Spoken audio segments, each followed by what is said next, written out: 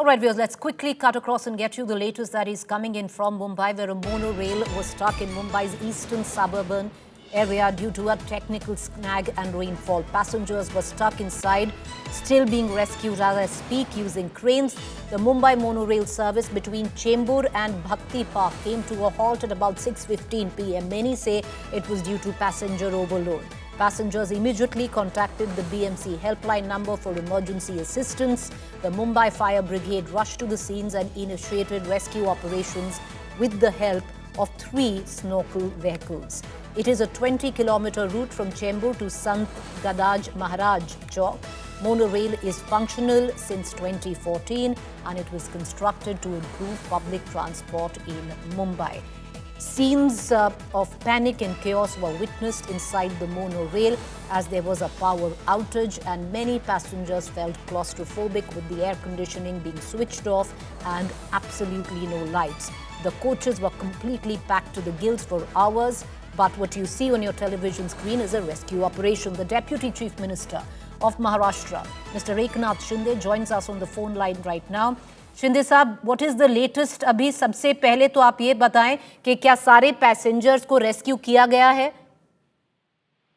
Almost passenger को rescue किया है।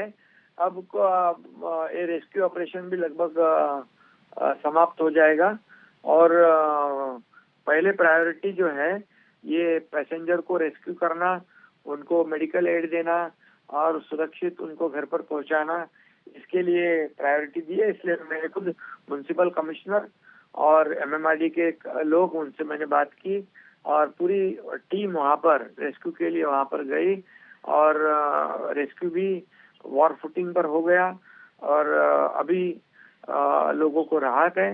ये जो बारिश ज्यादा होने की वजह से, ये हार्बर लाइन बंद होने की वजह से ये लोग सब मोनोरेल में ट्रेवल कर रहे थे और इसके वजह से कैपेसिटी से ज्यादा लोग मोनोरेल से ट्रेवल कर रहे थे, ऐसी जानकारी मुझे हमारे अधिकारियों ने दी और उसके वजह से पावर ब्रेकडाउन हो गया और उसकी वजह से इमरजेंसी ब्रेक भी हो गया, लग गया और इसके वजह से मोनो बंद हो गई।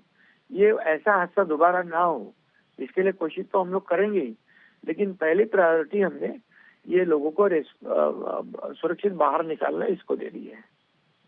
शिंदे साहब, तो आप कह रहे हैं कि ये जो हादसा हुआ है इस मेन रीजन है ओवरलोडिंग, तो ना किसी ने चेक किया होगा क्योंकि ये सारी कोचेस भरी हुई थी। इन 3 कोचेस में 150 के ऊपर लोग थे, एटलीस्ट हमें ये बताया गया है अभी तक।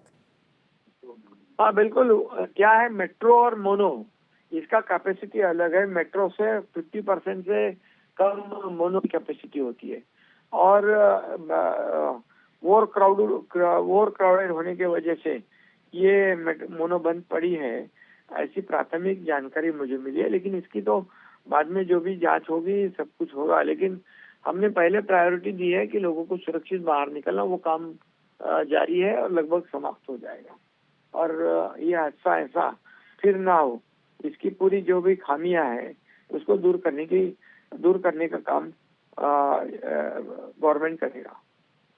शिंदे साहब, क्योंकि बारिश बहुत ज़्यादा हो रही है, अगले 2 दिन तक भी हाई अलर्ट है मुंबई सिटी में। पर्टिकुलरली एक ऐसा हादसा आज हुआ है जो कुछ भी हो सकता था, या आप भी मानेंगे कुछ भी हो सकता था। बाकी आप जो कह रहे हैं सही कह रहे हैं, सबको निकाल लिया गया है, ये टॉप प्रायोरिटी रही है सरकार की। पर हमेशा जब महाराष्ट्र मुंबई में बारिश होती है पूरा सिटी डूब जाता है सर। हर मॉनसून यही आपदा लेके आता है, कुछ बदलता नहीं है। नहीं, क्या है इसमें आपको बताएं कि 6 घंटे में 200 मिलीमीटर बारिश गिरा और 24 घंटे में 350 मिलीमीटर बारिश गिरा, तो बारिश की इंटेंसिटी काफी हाई थी और इसके वजह से कम समय में ज्यादा बारिश होना आजकल के समय में लगातार हो रहा है और इसी की वजह से जो लो लाइन एरिया है उसमें वाटर लॉगिंग हो जाती है। लेकिन बीएमसी वहां पर सभी लगभग 500 से ज्यादा जो पानी ड्रेन आउट करने के लिए पंप लगाए हुए हैं, पंपिंग स्टेशन पूरी तरह एक्टिवेट है और पूरी यंत्रणा जो सिस्टम अलर्ट मोड पर है, सब हमारे अधिकारी जो है फील्ड पर है। और इसके वजह से हम यही चाहते हैं कि कोई जाने माल की नुकसान ना हो, जीवित हानि ना हो, और इसकी चिंता शासन करता है और इसका प्रिकॉशन भी शासन लेता है, प्रायोरिटी भी उसको ही देता है। इसलिए एनडीआरएफ की team, rescue team, disaster management की टीम, पुलिस, सब मिलकर एक टीम बनकर आज काम कर रहे थे। मैं कई जगह पर खुद होकर जाकर भी आया, मैंने खुद अपने आंखों से भी ये सिस्टम को देखा है। तो निश्चित रूप से हमारे को ये ज्यादा करके इनको सुरक्षित बाहर निकालना। मैं खुद ये मोनो में एक प्रवीण नाम के पैसेंजर से भी बात की, उसको भी मैंने कहा कि पैनिक मत होइए, पूरी आपके रेस्क्यू के लिए टीम वहां पहुंच रही है, एक दूसरे को सपोर्ट करो, मॉरल सपोर्ट की जरूरत है। और निश्चित रूप से लोगों ने भी संयम रखा है, पेशेंस रखा है, और हम चाहते हैं कि ऐसी घटना दोबारा ना हो, इसके पूरे इंतजाम किए जाएंगे। शिंदे साहब, एक आखिरी सवाल करूंगी, क्योंकि ये तो एक हादसा हुआ जो मोनो रेल का था, पर बारिश ऐसी पहले भी बहुत बार हुई है मुंबई में, आप खुद जानते हैं सर। और इस बार जो प्रिडिक्शन है अगले 2 दिन का, वो भी काफी ज्यादा है। इस पे एक बड़ा सवाल है कि हर बार ऐसे ही विजुअल्स क्यों आते हैं कि मुंबई डूब गई, कि बच्चे दिख रहे हैं जो मॉल्स के सामने स्विमिंग कर रहे हैं, मोनो रेल्स अटक रही हैं, सारी लाइनें शट हो गई हैं, सारे लो लाइंग एरियाज फ्लडेड हो गए हैं। इसका कुछ तो सोल्यूशन निकलना चाहिए ना सर? अरे सोल्यूशन देखिए, मैं खुद जब चीफ मिनिस्टर था तब मैं खुद ही जो नाला सफाई हो, डीप जो डीप क्लीन ड्राइव हो, ये नालों की ड्रेजिंग हो, ये इसके बारे में खुद ही मैं जाता था और खुद मॉनिटर भी करता था। और पिछले 2 साल में मैं खुद ही गया था, और हम देखते हैं कि इसको हम, ये जो हमारी सिस्टम है, ये सिस्टम पुरानी है, अभी आबादी भी बढ़ गई है, और सब काफी ये कई कंस्ट्रक्शन भी हुए हैं, ये सब मुंबई में जो है कोस्टल रोड हो गए हैं। अभी यहाँ पर हाई टाइड, लो टाइड, ये भी बात रहती है, और इसीलिए हमने कई जगह पर होल्डिंग पॉन्ड भी बनाए हैं। हमारी एसटीपी सिस्टम भी हमने एक्टिवेट की है, उसके भी काम शुरू है। मुझे लगता है कि आगे एक लॉन्ग टर्म सॉल्यूशन हमें इसके ऊपर काम करना पड़ेगा। और मैंने आज म्युनिसिपल कमिश्नर और उनकी एक्सपर्ट टीम से भी बात की है, क्योंकि पिछले कई सालों से जो सिस्टम आ रही है उसमें भी हमें बढ़ोतरी करने की आवश्यकता है, उसकी कैपेसिटी बढ़ाने की भी आवश्यकता है।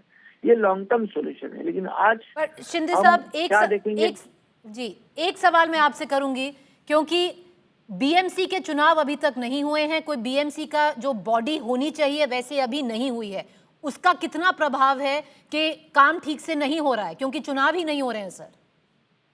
नहीं, देखिए, ये सिस्टम जो है, आज मैं देखा, मैं खुद ही सेटिस्फाइड हूँ कि हर जगह पे बीएमसी के अधिकारी तैनात थे, पूरी टीम हुई थी और टीम तैयार थी, वह रेस्क्यू टीम थी, एनडीआरएफ थी, डिजास्टर मैनेजमेंट था, फायर ब्रिगेड था, सब थे।